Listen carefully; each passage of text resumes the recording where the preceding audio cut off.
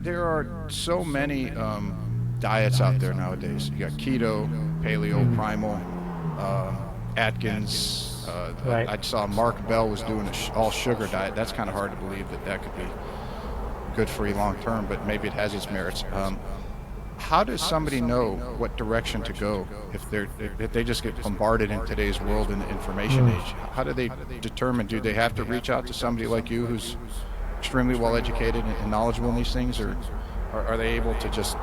Wouldn't recommend trial and error, but what would be your recommendation? Let's say somebody's here in South Carolina and you're in California and they can't necessarily come see you on a regular basis, but how does someone determine what to do?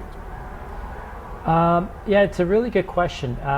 I think sometimes what I will do with some of my new players or clients, if they're really on social media, or I say Dr. Google, they're constantly looking up what's going on with them and their symptomology, and that's why I go back to the book Hole in One Nutrition. So in the book I have a nutrition food pyramid, and basically the bottom is hydration, the middle tier is whole food, and the top tier is supplements.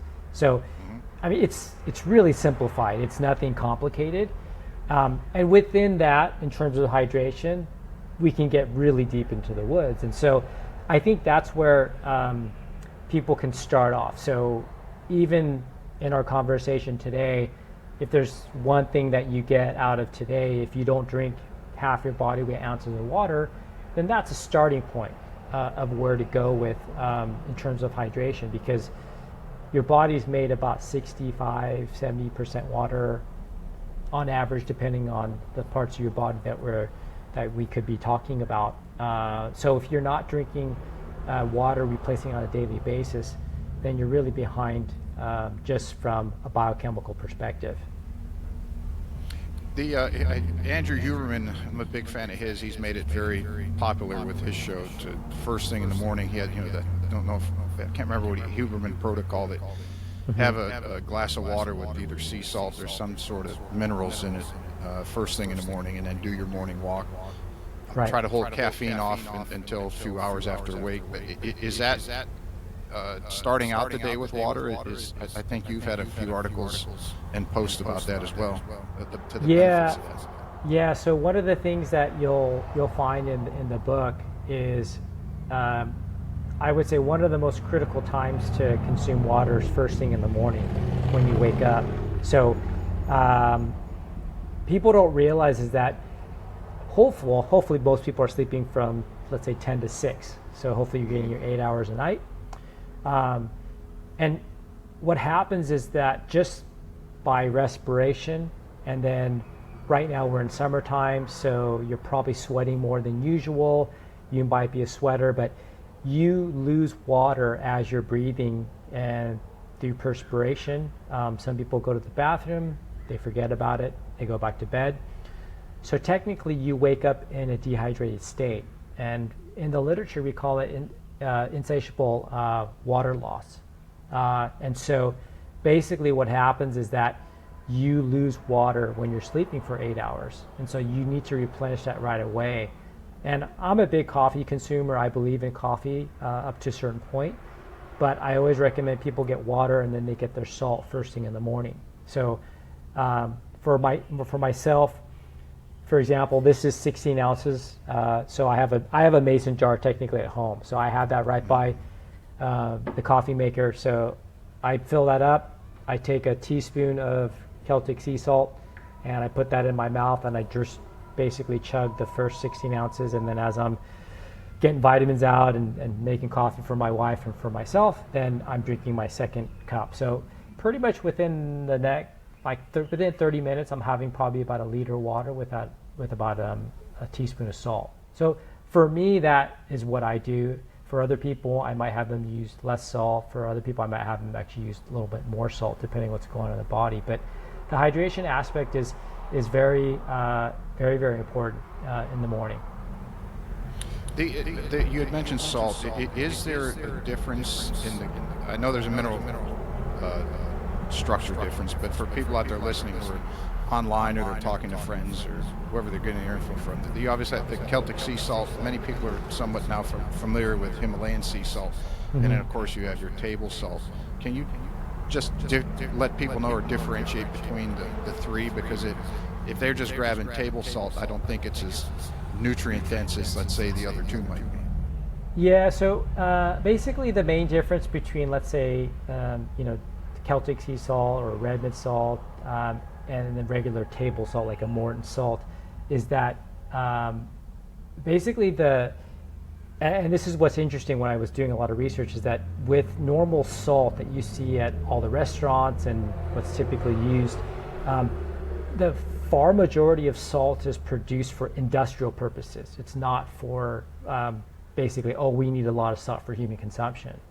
And so it's heated, it's chemically treated, and so it's just straight sodium chloride. So the difference is that, for example, if you get something like I have Celtic sea salt here and you get it out, it looks dirty, it's somewhat moist, so you can't just use it in a salt shaker and shake it out.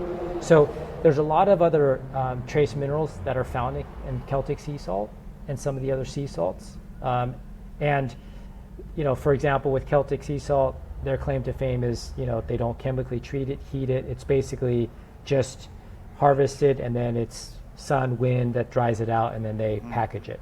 I don't make any money off that. I've been recommending for over 20 years, but I just find it's a high quality salt. And I tell people, sometimes we use that, sometimes we use Himalayan, sometimes we have redmond salt.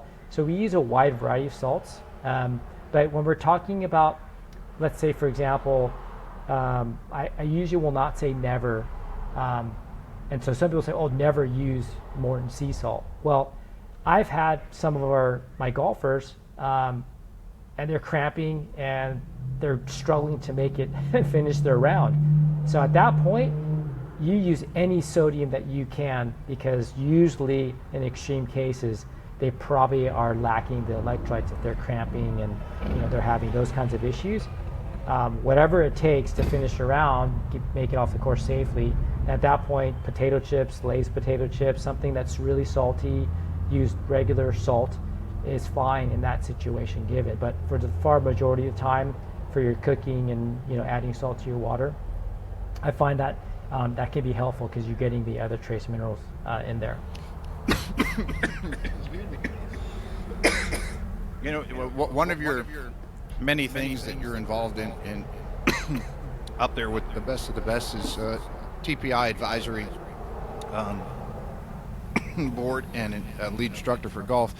And I'm a fan of Dr. Andy Galpin's, and I saw recently, I think as early as a couple of months ago, he joined the TPI team. And I bring that up because I listen to I listen to his podcast when I can, but I've heard him talk numerous times about the ability to what type of salt you're going to use based off if you're profusely sweating, if you don't think you're sweating enough. And I don't remember the specifics, but as we're talking a little bit on salt and golf performance, I might as well ask you, how would somebody, let's say that they're a profuse sweater and they're when it's 90 degrees out, everybody's going to sweat a lot, but somebody's sweating at what they would deem abnormally a lot, or somebody who's sweating what they would be abnormally not very much, how would their salt intake, or what type they're going to use, let's say in the morning or throughout the day, be able to be adjusted based off what condition they're trying to improve?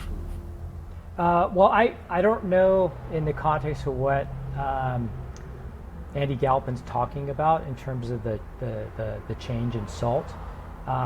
What I would recommend for people to do is that if they're, whether they want to use a regular sea salt, Celtic sea salt, or, a lot of people are gravitating towards using packets, like hydration packets, because that's a big market these days.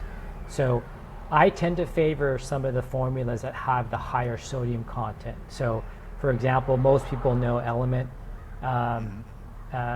and so theirs is 1,000 milligrams of sodium per packet. And I think that's probably the most optimal way to go, especially for our golfers that are sweating. And, I've got a lot of, juniors and just in general that play a ton in summertime. It's just that time of the year.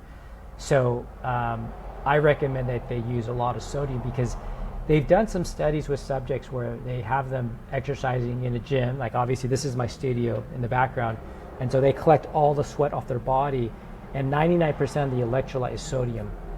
So it's pretty difficult to overload on sodium. I think that's been it's been a myth for a long time, and so in that case, when you have an athlete who's sweating quite a bit profusely due to environmental reasons, other reasons, at that point, I think the higher sodium product is going to be really the most optimal choice for those particular people. And then, for some of our, weekend warriors, or just, some of our older clients that just play golf every day, they're not drinking enough water typically.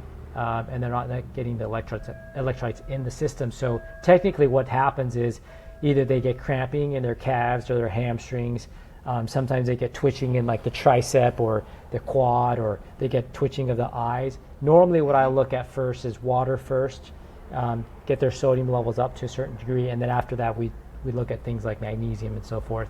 But again, it just that base and foundation for my nutrition pyramid is going to be hydration, and part of that hydration process is sodium, getting the electrolytes in there. It seems very interesting, and this is one question I'd written down for some time that I wanted to ask you. With the somewhat of the changes in food, let's say we're approximately close to the same age, best I can tell. I'm follically challenged. You got a great head of hair. Mine would be gray if I had it, but just speaking to let's say somebody who grew up in the 70s and 80s, and then early adult 90s, etc. That the food has changed somewhat over the course of that time. The content, meaning it seems to be have more sodium in it as a preservative, or helping to preserve the food. Right. Are you seeing that? Or I find it odd, or what do you see where kids and people who are active are low in sodium, even in today's diet where it seems to be more prevalent in the food? Is it just not the type of sodium that they're needing, or they're burning through that and they need supplemental in the form of electrolytes or sea salts, or et cetera? Well, I think that's a good question, because obviously in terms of where the health recommendations have gone from the 70s, 80s, and 90s was, low fat, make sure to, go low sugar, and then low sodium. When they talk about those recommendations, obviously there's a lot of confounding factors where it could be high sugar and high sodium. That's concomitant in some of the disease populations, or whatever they're talking about in research studies. And so there is a concern that, okay, well, if you have a high processed diet, or they have I just joke around, they have a 7-Eleven diet, so they basically eat 7-Eleven breakfast, lunch, dinner, then yes, the sodium that they have may not be good for that particular person.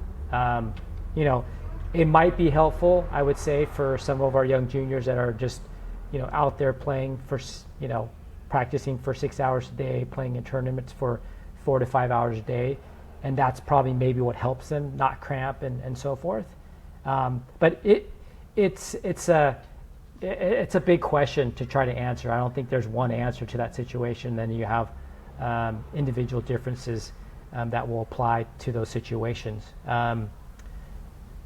When we're talking about something like that, especially with some of my elite female players, or just female clients that have low blood pressure and they're very small, petite, you have to almost be quite aggressive with sodium with those types of people, because as much as high blood pressure is an issue, and that's obviously there's stress involved, there's hydration, maybe sodium's part of that, but low blood pressure is a problem with a lot of our young female players coming up, because if you don't have enough blood pressure, you're not getting perfusion into your hands and feet. Thus they have cold hands and feet even though it's really warm outside. They're not getting perfusion to their brain, so that means that they're not getting the blood flow to their brain for cognition. They can struggle from digestive issues because you're not getting enough perfusion into your digestive system. So it's not talked about enough, and it needs to be addressed. So often